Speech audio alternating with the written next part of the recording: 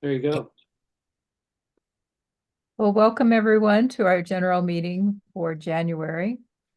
I'd like to introduce our speaker for this evening. It's Tyler Compton. Thank you for being here, Tyler.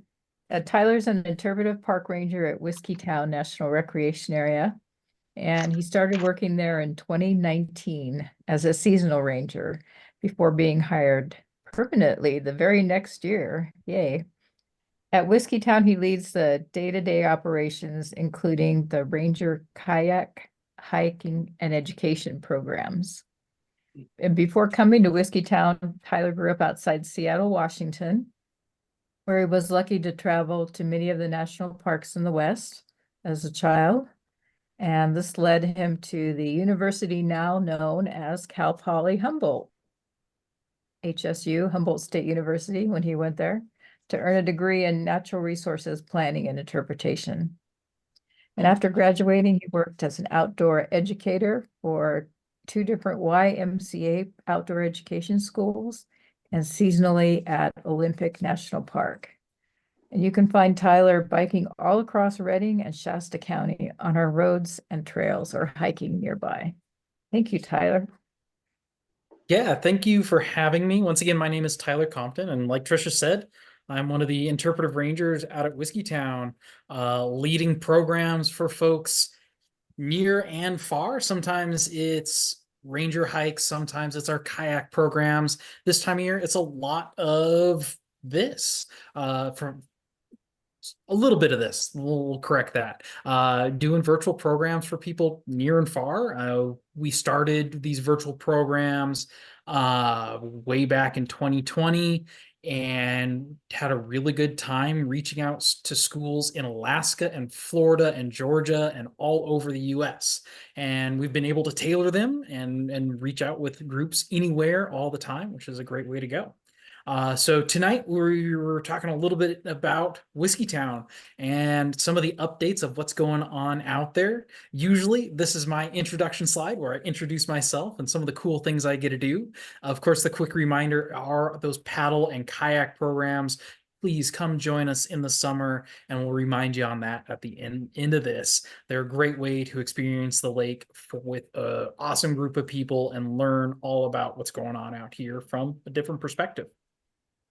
So the quick overview, the main topics that Trisha was hoping we would touch on tonight: Whiskeytown Environmental School, the trails of Whiskeytown, Camden House projects that were happening this last summer, fire management, and what's going on with all the burning, especially as it relates to the car fire. Oak Bottom construction projects. There's been a lot of that. Visitor center updates to the building itself, and what sort of events do we have going on? So along the way, if you have any questions, please don't be afraid to ask. Just barge right in and let me know that you got a question, and we'll answer it to the best of my ability. Yeah, so starting off, Whiskeytown Environmental School. There's a ton going on out there in the background. And some of it's not very visual yet, although there are some interesting things that are happening rather recently. So the background, of course, so much of this unfortunately goes back to the car fire. During the car fire, seven to nine of the 18 small cabins out there were burned in some manner, either completely or partially in the fire. It also put the facility as a whole at pretty significant risk to debris flow. So large amounts of rocks and debris coming down Page Boulder Creek, which is right behind the dining hall and potentially at risk of destroying more of the facilities.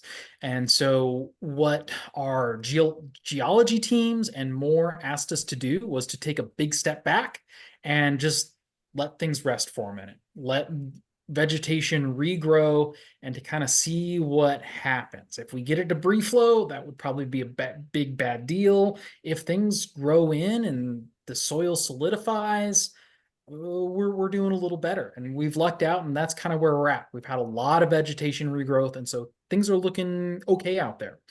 And what that means for us is we are now at a point where it's time to really start thinking and planning the next stages of West Camp. And behind the scenes, that's exactly what's been going on. So of course we have our map of some of the problems out there. Blue, of course, is Clear Creek and Page Boulder. The brown squares are the structures, the buildings, whether it's the smaller cabins, the bathhouses, or the dining hall. And then the orange buildings are ones that unfortunately burned. The red zone is what is gonna get damaged or destroyed if there is a debris flow. That light tan zone is what is possible for flooding. And so there's some really important infrastructure there that is at risk of a debris flow or at risk of flooding. And then all those gray dots are granite boulders that ultimately came from like the top of Shasta Bali and the similar mountains in previous debris flows. So there's some pretty significant risks. So some of what we need to do is move where various features are at West Camp to put them in a better zone. And that's a lot of what's been going on. We've been working, getting our LiDAR imagery to a couple different organizations so they can really analyze it and figure out that, yes, this green looking spot actually is a really safe place to build, and to go from there. And a lot of what's come from that are some of the plans that we are looking at. Now, this is just one of the proposed plans, and they are just that. They are a proposal. Nothing is set in stone. There's a lot of actual planning, and because really what these buildings are just an outline, a grid, a box on the ground saying we could maybe put a building here, with some possible road outlines and things like that. What we're looking at doing in the end is having 4 to 6 or so individual cabin buildings, and each of those buildings would be 2 to 4 individual cabins. So picture them more like cabin condos as a possible concept. And then most of those would have bathrooms in or attached to the cabins, which would be a lot more convenient than what's currently out there, where kids have to walk 100 to 200 yards to go to the bathroom if they're in their cabin in the night, which is a little bit of a harrowing experience if you're 10 years old and you got to scurry over to the bathroom and it's dark and there's scary animals out there, versus what we're really hoping to do of pop out of one door into the bathroom, take care of what you need, go back to bed. Some of the other planned buildings, if you've been paying attention to this project as a whole, Shasta County Office of Ed, that building kind of at the bottom end, the southernmost building, Shasta County Office of Education has promised about $1.8 million to go to the SCOE admin building and a teacher housing building, which is really important, gives teachers some space to breathe, but it also centralizes the teachers so any naturalists on site can easily find them. And the other thing that we really like about that southernmost building is it kind of creates an entrance station in a way. You have any sort of traffic coming in along that road, and there's the admin staff and the teachers right up front that can intercept anybody. And one of the other buildings that we're thinking about as a possibility right next door would be field instructor housing. So any of the naturalists could live on site.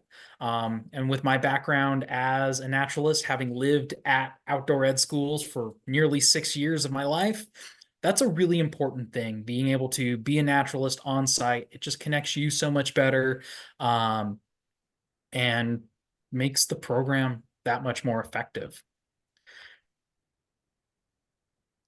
And here's kind of what the inside of those cabins could look like, either as a double cabin, so a standalone building with ultimately 14 beds inside. That way you can have 12 students and 2 adults, one on either half, or you combine that all as one building.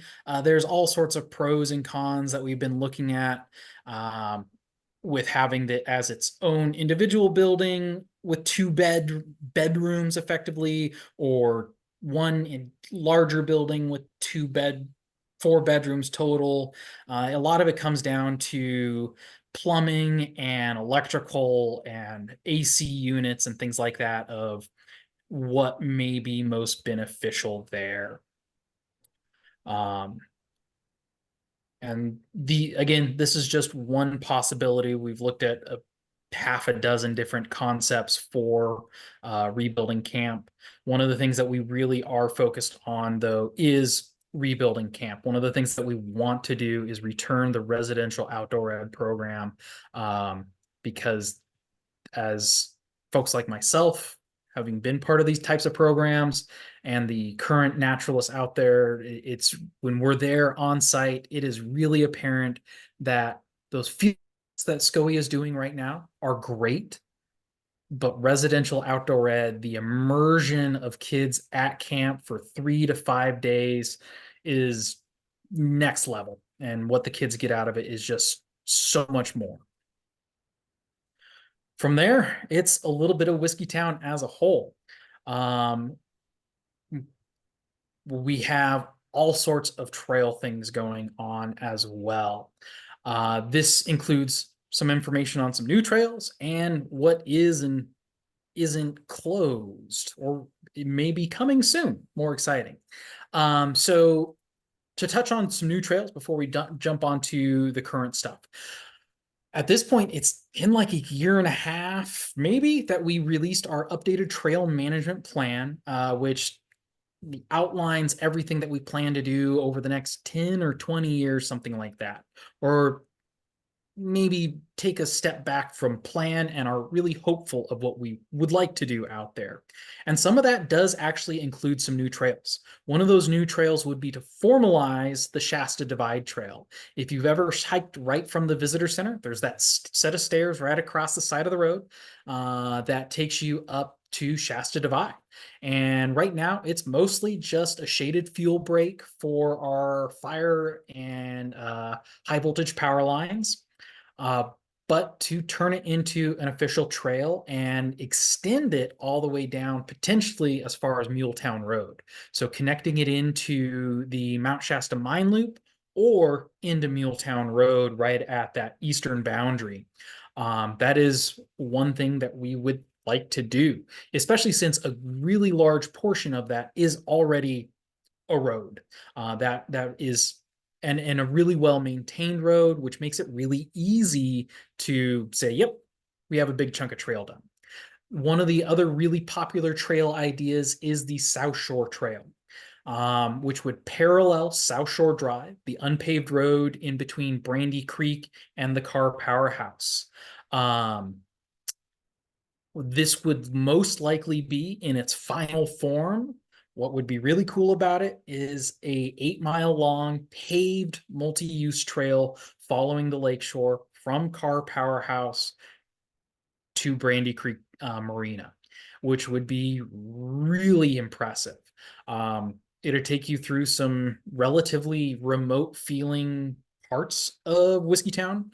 Now, of course, 299 would be just across the way, but there are parts of the lake that the only way you can get there is off trail from South Shore Drive or by boat. So this would really increase some access to some interesting parts of Whiskeytown. If we jump over to the map, of course, here we have the trails of Whiskeytown. And unfortunately, there are still some that are closed. And this is all part of the bigger setback from the Carr fire. And a lot of the reason for our timeliness of this and taking our time is the systems that need to be in place. For me at least, one of the really good examples is things like the Shasta Bali Road. Well, after the Carr fire, what we found was with the amounts of erosion going on up there, there were huge inefficiencies in the size of culverts underneath that road. A lot of the culverts were like 18 or 24 inches, so really not that big in diameter. And what we've upgraded them to are 48 and 60-inch culverts, so 4 and 5 feet in diameter. That way they can allow large amounts and large volumes of debris through the culvert without clogging the culvert and washing up the road. That road is really important for communications all throughout Shasta and Trinity County because of how tall Shasta Valley is. So for us, that became a really important thing to maintain. Below that, though, we also have the Brandy Creek Road. Well, we need to maintain the Brandy Creek Road so we can access the Shasta Valley Road before we can realistically get to the trails.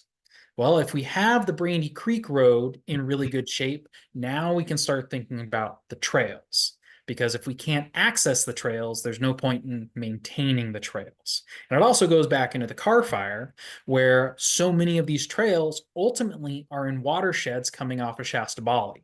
And so because of the huge amounts of erosion that Shasta Valley naturally has, we're in some really erosive terrain. And then you get rid of that vegetation and things can just slide down the mountain that much quicker.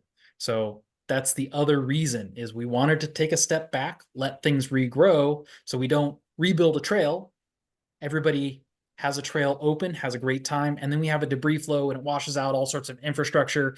And now we have to spend $50,000, $100,000 on bridges and things like that again. We wanted to make sure that we only spend the money once is a lot of what that comes down to, wise investments. So with that said, kind of where we're at, the main trails that are still closed right now are the final half mile of Brandy Creek Falls. At the same time, Brandy Creek Falls, we've been working on it all of this summer for the second, or all of last summer for the second summer in a row. So we have 2 years of really good work, and there should just be some final touch-up stuff come the spring, and hopefully things go well. We have a relatively easy winter. It's a hard balance of wanting lots of rainfall and snowfall and also wanting not a lot of rainfall and not a lot of snowfall and certainly not rain on snow events that washes everything out. That way our trails stabilize. And the same thing goes for the Kanaka Peak Trail. There's a little more of a hurdle there, the Peltier Valley Road, that unpaved road, just what would be off of the left side of my head there. On the eastern side of the Peltier Valley Road, just above Peltier Bridge Campground, there's a pretty significant washout. And so what we're looking at right now is turning the Peltier Bridge somewhere between temporary and medium term, that Peltier Valley Road, turning it into a trail, maintaining what we can as a road, potentially at the start of the Kanaka Peak Trail, building a trailhead there so people could still drive up Brandy Creek Road, then drive out the Peltier Valley Road and park at the start of the Kanaka Peak Trail. What we're looking at for the spring is having the Peltier Valley Road open to hikers, bikers, equestrians, and also having the Kanaka Peak Trail open. One of the pieces that's missing of that is the Salt Gulch Trail, which connects Peltier Valley Road to the Rich Gulch Trail and Brandy Creek Road. That is one of the trails that is still closed and we haven't touched yet. The other main trail that is still closed and we have not touched yet is the Mill Creek Trail, which goes from the Camden House up and over an area called The Wall and drops into Crystal Creek and the Whiskeytown Falls Trail. Part of it is the portion of Mill Creek that runs rather north-south into the Camden House area and Tower House Historic District. That's another drainage that comes off of Shasta Valley and has seen absolutely devastating amounts of erosion. The trail crosses Mill Creek like 13 times. And even in 2019, when I was on that trail, it was gone. And so the plan is to rebuild the trail, move the trail from the creek basin 100 feet vertical so it's up on the side of the hill. Might make it increase the difficulty a little bit, but it's going to be a lot more maintainable of a trail rather than a trail that has tons of creek crossings and is always getting washed out. It's in a place where it's a lot easier to maintain. So to kind of recap that, the trails that are closed: Mill Creek, Kanaka Peak, Brandy Creek, Salt Gulch, Peltier. It's really those 5 trails that are currently closed. Again, Kanaka Peak and Brandy Creek Falls, they've seen a lot of work, and there is potential they will reopen in the spring, which is really exciting for us. A huge amount of work, a huge amount of planning has gone into making that happen, from getting this area open to getting the roads working to getting the trails usable. And we're really proud of what we've gotten done in the way that we've done it and where we're at. Any questions about trails right now?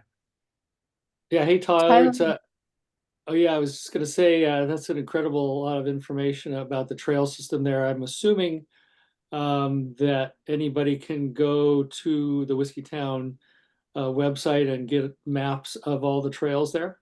Yes, absolutely. You can head on over to nps.gov/WIS and find our trails page. Or you can swing into the visitor center, which is currently open Thursday through Monday from 8:30 to 4 p.m. and pick up basically this map in paper version. Tyler, I had a question about the Shasta Divide Trail. Yeah. That I've only been on parts of that road before. Are there good views of the lake? Is that a good view shed up there? Yes, it is. Um, I- After you get half a mile up, you're kind of above the water towers above the headquarters building, and that starts to get some pretty good views of the lake. Or if you hike it, it's a mile and a half or 2 miles up the road. You end up at the high voltage tower, and that also has some pretty excellent views of the lake, particularly towards the dam. Yeah, it strikes me we don't have that many trails with good views of the lake, so Yeah, especially would with some elevation to them. uh Doug, you have a yeah. question? Yeah, I have a question about the Boulder Creek Falls Trail. Yeah, I was on your Shasta Land Trust event, yeah. and we got to the Boulder Creek Falls, and then a few weeks later, I took somebody out of town up there, but it was closed. I couldn't access it the 3 different ways, and so I got on the internet to see what trails were open and which ones weren't, and the information just wasn't there. Hmm. And the visitor center on the internet, it said it was open, but when I went to the visitor center, it was closed. So Mm, it would be really helpful if we got more accurate, up-to-date information.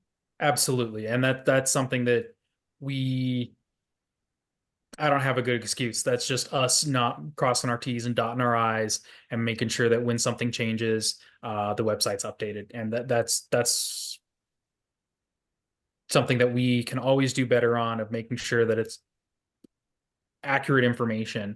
The What's going on there is specifically Mill Creek Road. So from the car powerhouse, you have Mill Creek Road. It's a really steep, windy road that is still relatively fresh and had a lot of work done to get it to its really good state.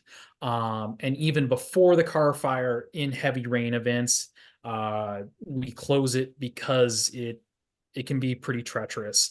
It was a little bit before Christmas. We actually did have a car go off the road there and have to have a pretty interesting recovery, which isn't uncommon. If you get some good rains and the road is still open, people can slide off. Um, and so part of it's a safety thing, part of it's just preventing damage to that road, not wanting vehicles on it when the roadbed is still kind of settling in.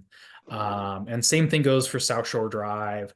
It does create some annoyance. It makes it rather difficult to access some of those trails because you now have up Mill Creek Road. It's like 2.5 miles and 1,500, 2,000 feet of climbing or something like that on that road. It is a steep road. Or South Shore Drive adds like 3 miles and a lot of rolling in order to get access it.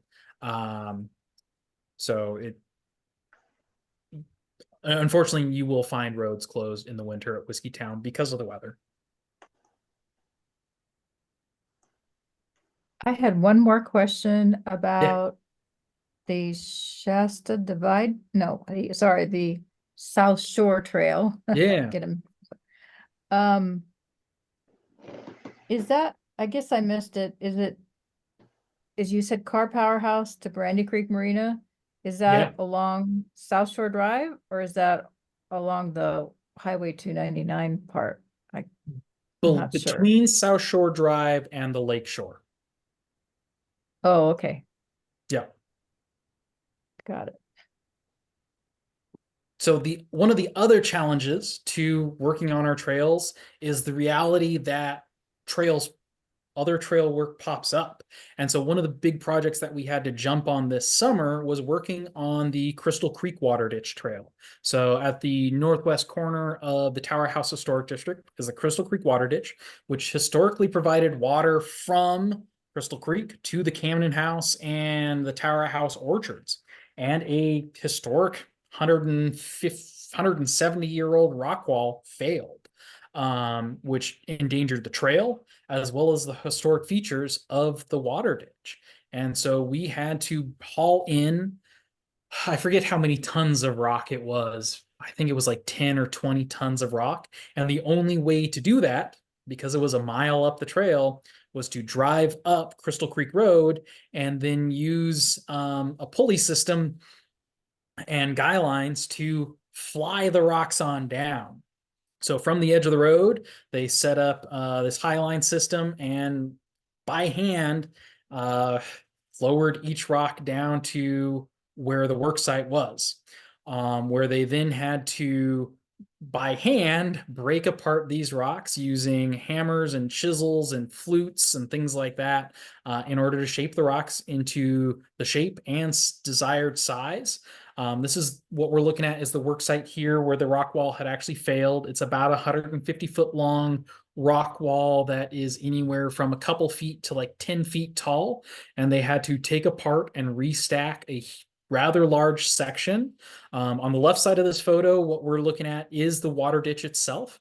And what's really exciting about the water ditch right now is that this spring or last spring and summer, a series of California Conservation Corps crews came through and regraded the ditch. And the reason we like that is because we're hoping to continue using Crystal Creek Water Ditch for the water, to use the diversion dam to pump water through the ditch, through the pipeline, over to the Tower House district in order to water the orchards over there.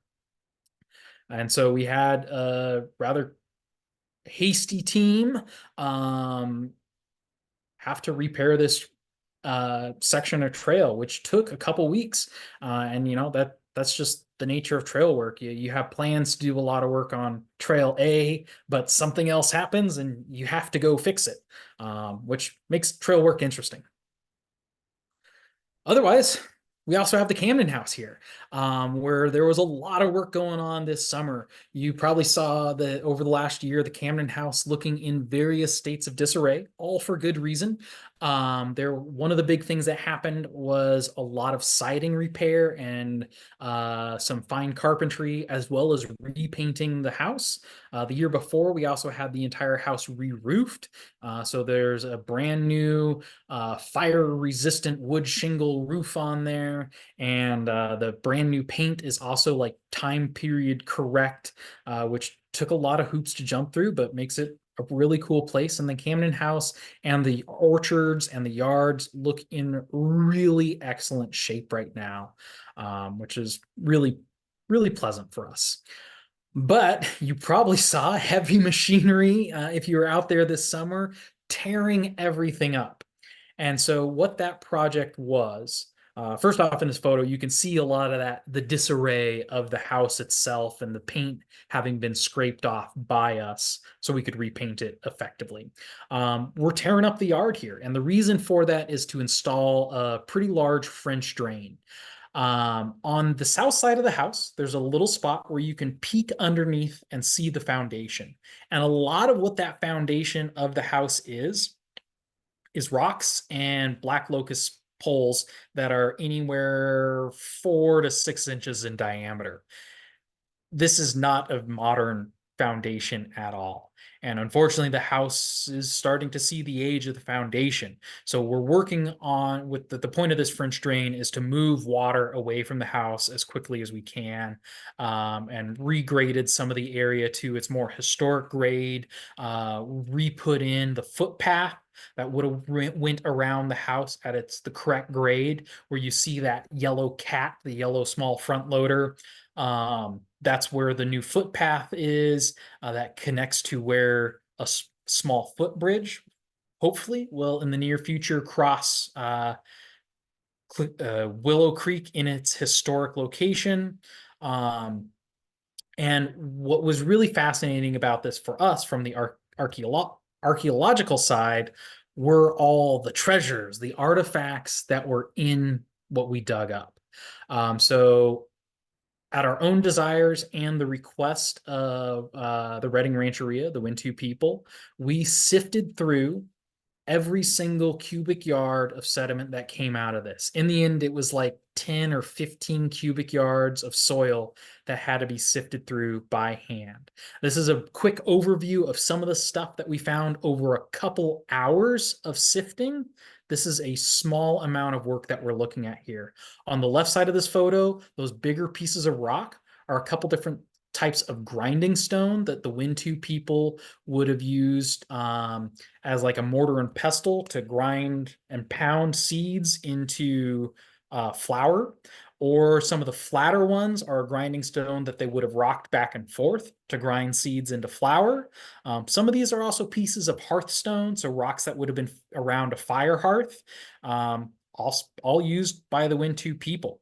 And that's one of the really neat things that a lot of people aren't necessarily aware of with the Tower House Historic District. It's both a historic district, but importantly, it's also an archaeological district. For thousands of years before the Levi Tower and Charles Camden were hanging out at their house and building roads and things like that, Wintu people lived there for centuries, if not millennia. And so that's some of the features or artifacts from the Wintu people. Right in the middle of this photo, in like that bag and just left of that, are all pieces of obsidian from obsidian stone tool working. We did find some larger obsidian spear points and knife points and things like that. But a lot of the obsidian tools that we found were bird points. So little tiny arrowheads, maybe an inch, inch and a half long, used for hunting birds like quail and turkey. Most of the obsidian that we have in this area is actually from like Bend, Oregon. They traded with other tribes all up and down the Cascades, and that obsidian found its way down here, which is pretty neat. A lot of the other artifacts that we see in here, you see a lot of glass bottles, pieces of glass. Kind of below that pile of rocks, there's a lot of square nails and things like that. We also found some pretty interesting individual pieces. On the left here, we have an 1870 silver $50, which was certainly a very exciting find. This is not one of the most rare silver $50 from the time frame, but it certainly has a value these days of more than $50. If you were to find an 1870 $50 in like perfect shape, they will sell for thousands of dollars these days. One of the things that we also found a lot of were little perfume bottles like this. Those bluer and green tinted ones were really fun because they were a lot prettier. We also found a lot of buttons and smaller coins and things like that. So there were a huge number of artifacts found. A lot of the artifacts were returned to the Wintu, to the Redding Rancheria. Some of them, a couple with the permission of the Redding Rancheria, are kept in our with our artifacts in our catalog and hopefully eventually share with the public. A lot of them were also returned to their home, which means they were repatriated to the soil where the Wintu people wanted them. Any questions about that before we jump on?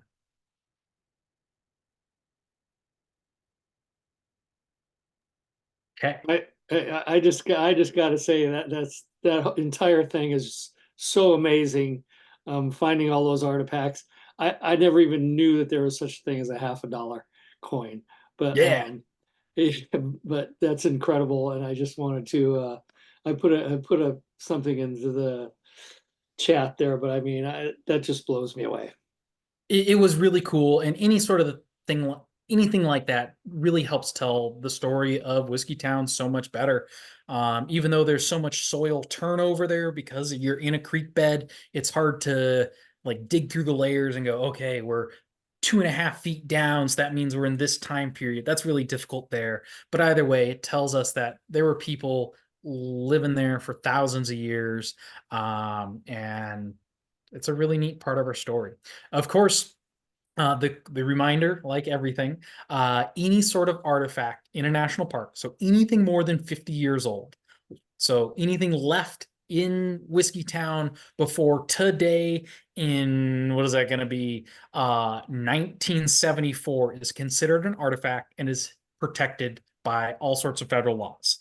If you find things like that, that is super cool. That's really exciting. That's a great personal find. What we ask is that you leave it where you find it.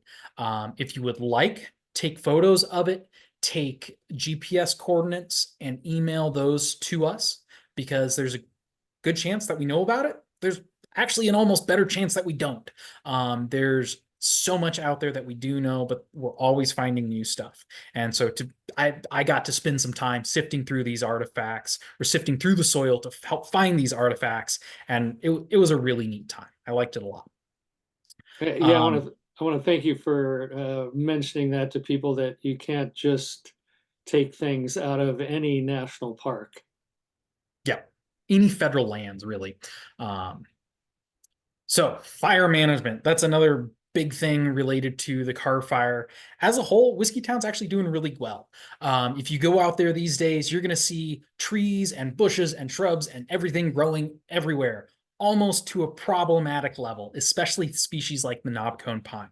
It's really great to see that amount of regrowth, but it also means it's a time for action, in the sense of fire prevention. And so that's one of the things that we've tried to really start pushing. We've had some successes, we've had some flops.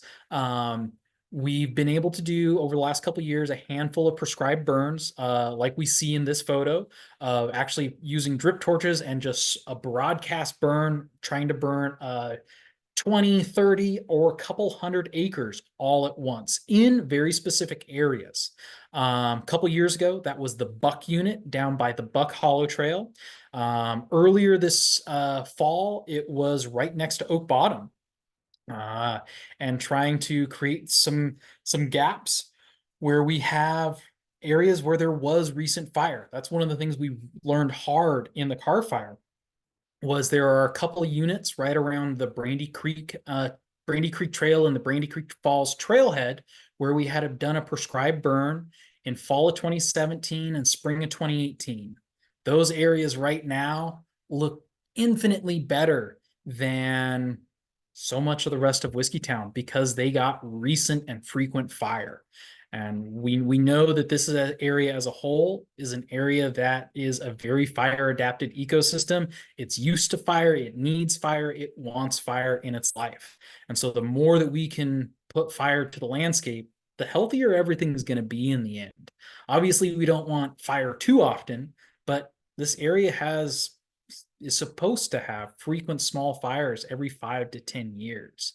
And so this was from late this fall, up on Shasta Divide. We were going to do the Power Tower unit. Unfortunately, our neighbors to the north, Shasta Trinity National Forest, had a large prescribed burn that sent a lot of smoke into Redding, and it was rather frustrating for folks to the amount of smoke that came in from their prescribed fire. And so unfortunately for us, as we were trying to ignite it, we were dealing with two problems. It was a little windy and it was blowing the smoke that we were creating right into Redding. And the other problem was it wasn't like taken off. It was kind of burning, but it wasn't like burning.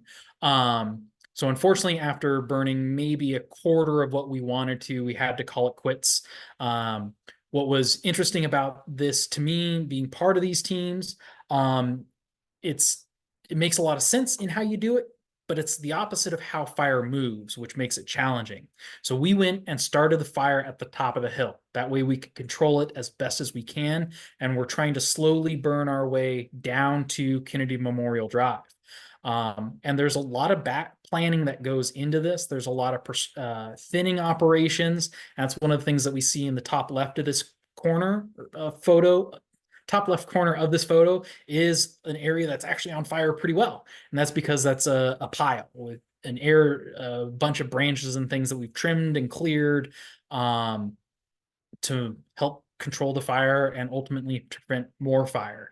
That's one of the things that's been going on a lot, nearly every single day over the last couple weeks. There have been pile burns. So we've done the mechanical thinning, going in with loppers and chainsaws and other tools, sometimes even excavators and things like that, and collect a bunch of brush and debris into a pile, and then we burn those piles. It's a lot simpler than a broadcast burn where we need 20, 30, 100 people to assist with that operation. You can have, because you've made these piles, 10 or so people manage quite a few piles. But it doesn't have the same benefit to the landscape as a whole. So expect, as you're in Whiskeytown over the next couple months, to see piles and smoke on fire. That's normal. That's what we want. But also expect to see firefighters in the area. If there's fire with no firefighters around, give dispatch a call and see if that's supposed to be happening that day. Tyler, you said there was a lot of knob cones. Are they kind of trying to take over, or knob cone pines? Yes, knobcone pine, of course, are native species to the area. They are super fire adapted. They're the ones that don't lose their branches.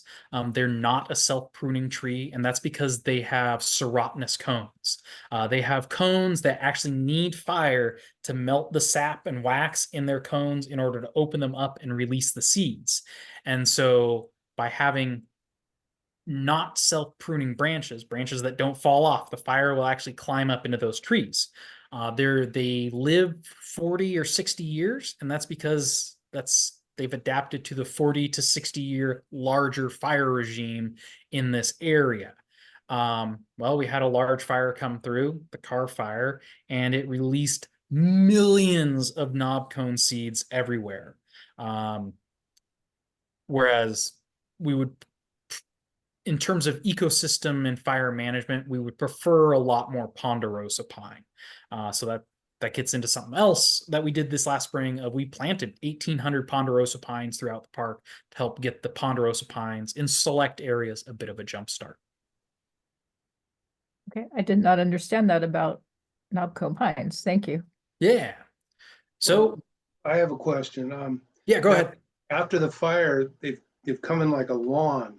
I live in Old Shasta, and the knob cones are like a foot apart. How do you guys handle that at the park? Do you thin them, or you just burn them out, or? All of the above. Where we did the prescribed burn by Oak Bottom, so actually just behind where this photo is. So if you stand at either of these doors and look across the road, you'll see where we did our broadcast burn. And there were parts that were effective and there were parts that weren't.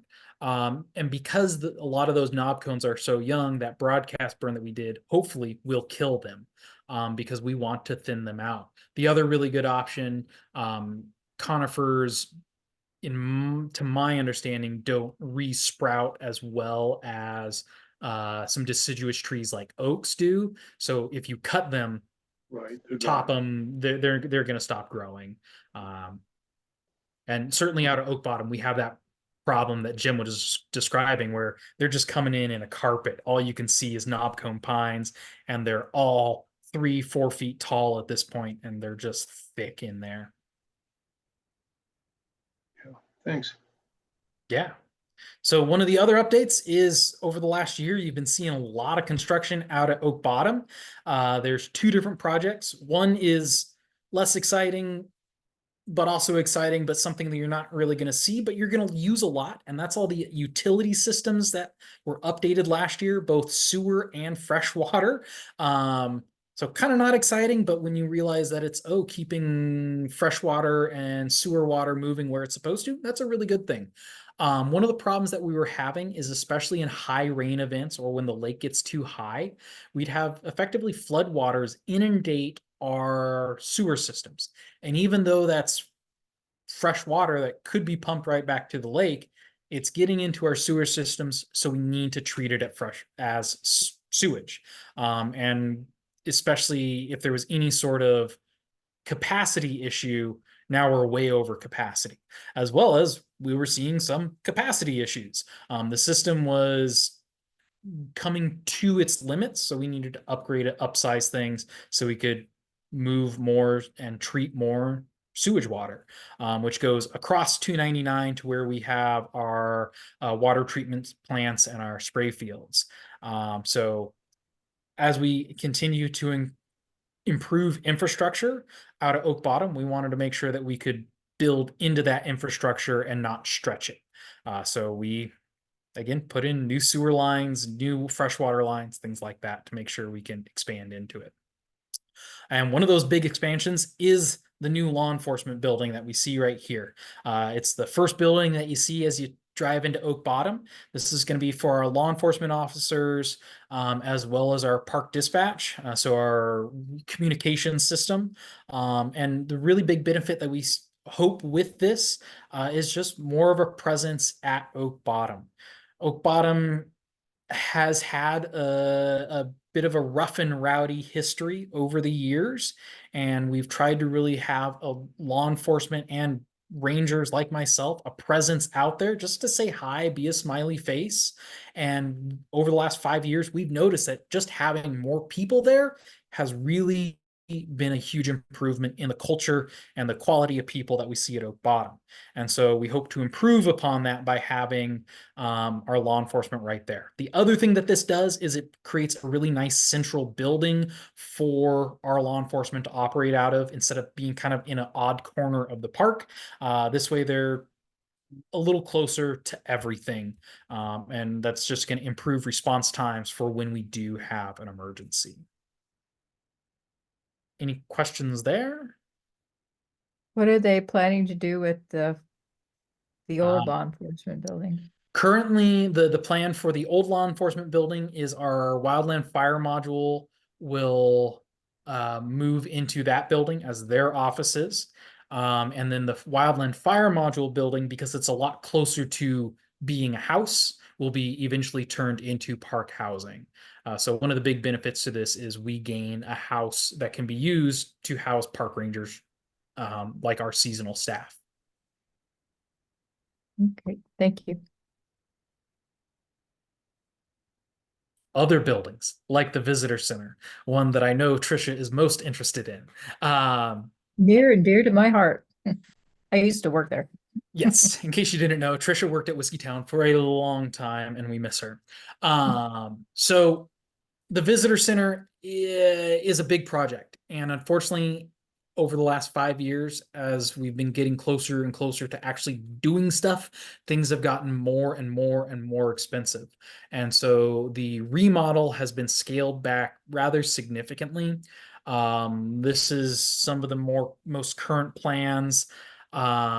Ultimately, there's no real structural changes. We do plan on adding a door on the left side, so there will be a second entrance, so people can circulate through there a little more easily.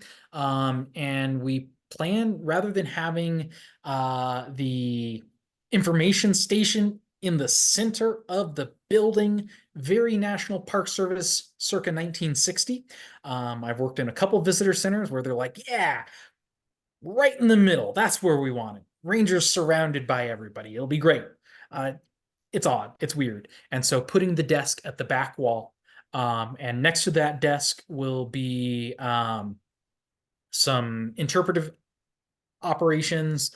So interpretive waysides, the educational signs, things like that, displays, and whatnot. And then our partners with WNPA, Western National Parks Association, will be stationed right there, giving us all rather easy access to that back storage room.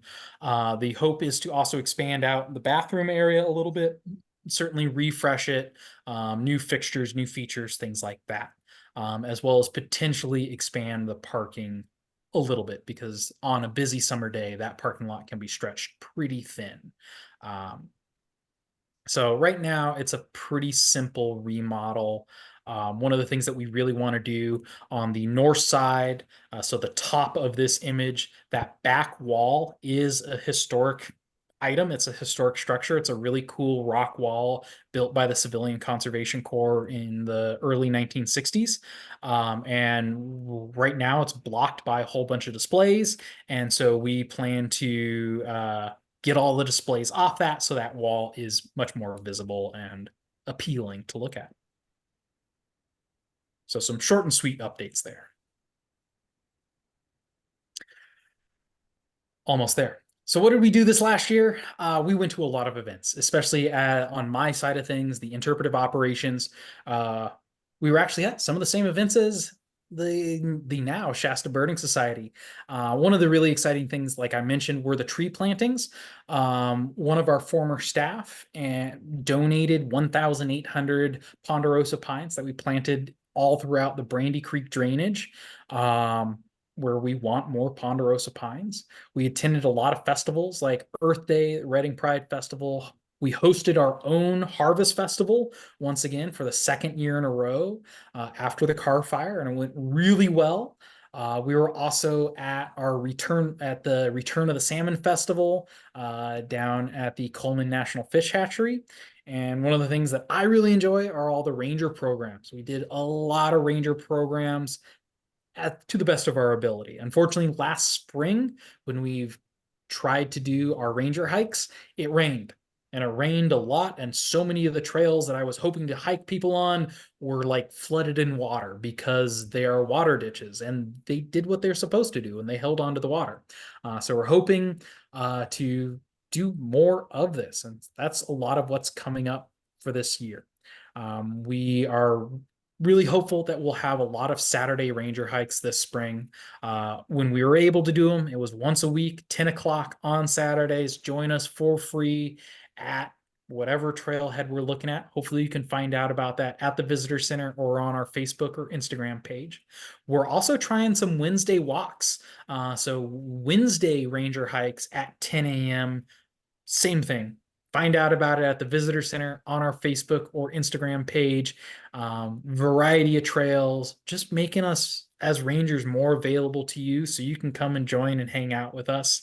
We're looking at opening a couple more trails like the Kanaka Peak and the final bits of the Brandy Creek Falls Trail. One of the background things that we're looking at is a greenhouse. We're working on finalizing permits and funding to have a greenhouse. Our botany staff is growing rapidly, and one of the things that would be really beneficial to us right now is to be able to grow our own plants so we can replant in areas where we've removed invasive species. This is also important because the side story is we found a lot of really cool plants over the last couple of years with help from Great Basin Institute and funding sources like PG&E. Ultimately, finding 160 new plant species that we didn't know existed in Whiskeytown. A lot of those are rare species that don't exist in much else of California or the rest of the world. So there's a lot of really exciting things going on there, and potentially being able to propagate our own plants, grow them here on site, plant them here in Whiskeytown. We're also hoping to be at a bunch more places again this year. We are going to be back at the Shasta County Boat and RV Show coming up that first weekend in March. We plan to be back at Earth Day, Pride, Harvest Festival, Old Time Holiday, and more. So, the final bit. We want you out there with us, though. We do have lots of volunteer opportunities. The three main ones are our trail stewards. Really what we're hoping for with trail stewards is that you go hike a trail and let us know how it is. be our eyes and ears on the ground, potentially train, if you want, train you up to be able to do some minor maintenance and minor repairs on those trails, make you feel confident and comfortable. We're doing a little bit of work. But the main idea is go hike a trail, let us know how it is, and get you signed up as an official trail steward. Our kayak crew is a little different. We have our summer ranger kayak and paddleboard programs. We need people just like you that are excited about Whiskeytown and want to share the information that you have about Whiskeytown, potentially the birds that you might see while kayaking at Whiskeytown, and come help our kayak tours. We as the Rangers will do the vast majority of the work, but maybe there's some opportunity for you to share about your knowledge about Whiskeytown along the way. We also are looking for some folks at the visitor center, especially as we try and get back to a 7-day a week schedule. We need more volunteers. Our volunteers, unfortunately, they aren't spring chickens anymore. And we need folks just like you that want to jump in and be excited and be excited. That's really all it takes, is be excited about Whiskeytown, be willing to share about Whiskeytown and help out. I've also been talking to our wildlife biologist, Russ Weatherby, about some opportunities for some birding volunteering, especially come the spring, of monitoring our osprey and bald eagle nests. So if that's something you want to know more about, you can email me, as one of the many roles that I have at Whiskeytown is the volunteer coordinator. So I'm putting my email in the chat right now. For any of this, shoot me an email asking more about how to volunteer at Whiskeytown and let me know. Otherwise, that's all I have to say, unless you have questions. I have a question. Absolutely. You can hear me? Yes. Great. I'm wondering why ponderosa pines are being replanted. I thought that they were a very flammable tree and considered kind of a junk timber among all of the, trees that could replace that which was burned and has burned in many other acreages, thousands of acres in California. So do tell, please. Yeah, so ponderosas, compared to the knobcomb pines, are far better adapted to fire in a different way. Knobcomb pines reproduce because of fire. Knobcomb pines want the fire to come through. Alternatively, the ponderosa pines have effectively armored up against fire. One of the things that knobcomb pines have is really thick bark, at times 6 or 12 inches thick. So like hefty amount of bark between them and the flammable wood underneath. That's not saying bark can't burn. The other thing that they do is they prune their branches. A lot of times the first branches on a mature ponderosa pine are 40, 60 or more feet off the ground. So it's a long ways between the ground and truly flammable material, nice dry pine needles. At the same time, we're also not worried about the timber and lumber side of things. We're focused on having a diverse ecosystem, which does mean having knobcone, ponderosa, gray pine, California incense cedar, and a mixture of everything that is supposed to be in this area. And so that's why part of the reason we replanted ponderosa pine is that's what was donated to us. We were also excited to get the ponderosa because we have a couple areas where the ponderosas were burned off or had enough frequent fire that they haven't been able to reproduce. So we want to get them a little bit of a jump start. Does that help answer that? Oh, I think Shelley, I'm gonna admit her again. She's lost Oh, her no. access. She's back.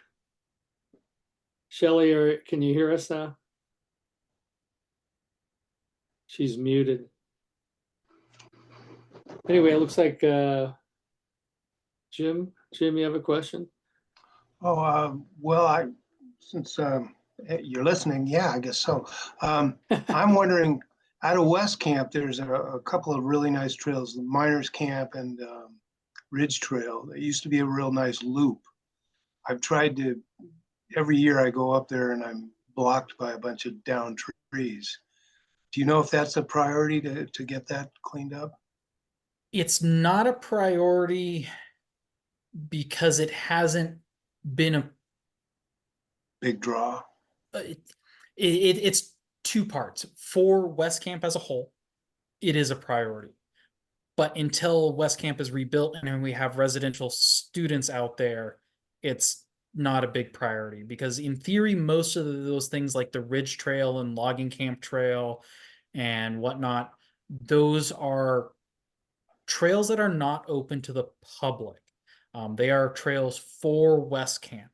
We do maintain them with some help from Shasta County Office of Ed, but because we don't have, because the field labs aren't using them as much, they're focused on, at least to my knowledge, the creek and things like that. Occasionally they're going out on hikes.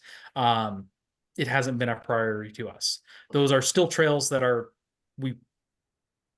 they're trails we're going to make happen again. It's just we need to have the justification to put the time and effort into it. Yeah. Oh, I didn't realize they're actually for West Camp. There's, if I'm sure you've seen the West Camp trail map, and there's this web of trails. Whereas if Right. you look at the Whiskeytown National Recreation Area Unigrid, our main trail map, there's They're not. surprisingly little in that area. And that's because most of those trails are designated as effectively closed to the public. Oh, yeah. All right. It also looks like there's been a great deal of clearing for perhaps fire prevention around the West Camp area. And that Yeah. area of the park. That's certainly an area where we've been doing a lot of mechanical thinning. Anything along the roadway or any roadway this last summer, we've had a lot of California Conservation Corps, a lot of CAL FIRE and similar crews assisting us with clearing stuff along the side of the road. Just trying to prevent fire from spreading and having it basically boxes where we can contain it as best as possible. Mhm. Doug?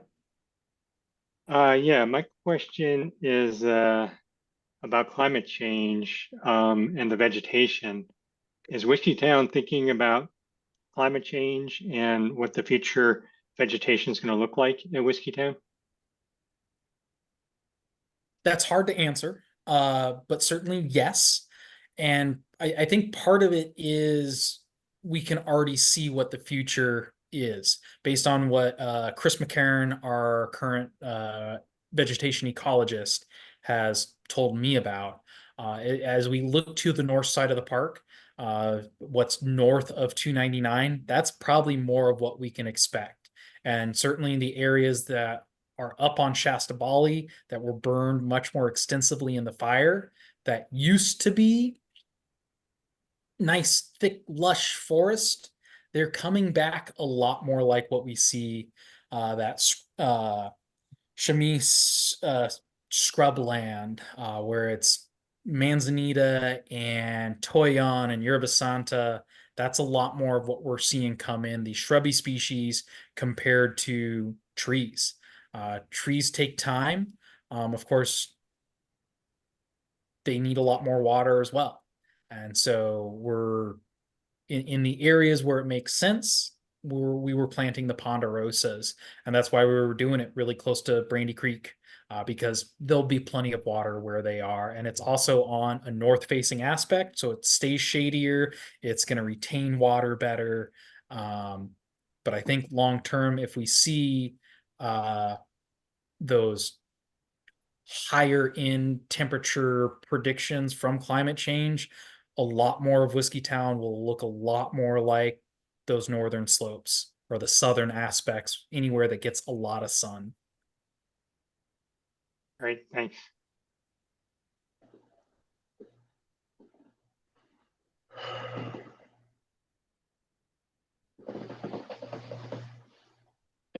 Anyone else have questions for Tyler? Oh, just a comment. We could put a article in our newsletter, a little write-up about seeking volunteers for watching the birds, monitoring the ospreys and eagles to reach a wider audience. If you'd like to. Absolutely. Yeah, I'd be interested in that one too, because I live in Old Shasta. I live right down the way from the visitor center, so I'm close by, so I can. Yeah. Well, I will work with Trisha and Russ, biologists, and see if we can come up with a good plan. Well, I've got to say that this has been, at least for me, one of the best presentations that we have really ever had. So that's saying a lot, but you are so knowledgeable about Whiskeytown. It just blew me away, I have to say. Thank you. It's a fun challenge, and it's part of the challenge of being an interpretive ranger. You got to know a little bit about everything, and better yet, you got to know a lot about everything. Well, you certainly do, and you explain it very well. Thank you. Thank you. Yeah, and without notes or anything, just like It's all up there, some way, somehow. Well done. Thank you very much. Thank you again Thank for you. having me tonight. Again, if you have any questions, you can run them through Trisha to me, or I'm dropping my email into, I'm attempting to drop my email into the chat box again. You can write that down and shoot me an email directly, and I will get back to you as soon as possible. Otherwise, thank you for having me tonight, and I will drop off and see you all around Whiskeytown. thank Thanks, you. Tyler. Tyler. Thanks a lot. Thank you, everyone, and we hope to see you at the next one. What do we have next month, Trisha?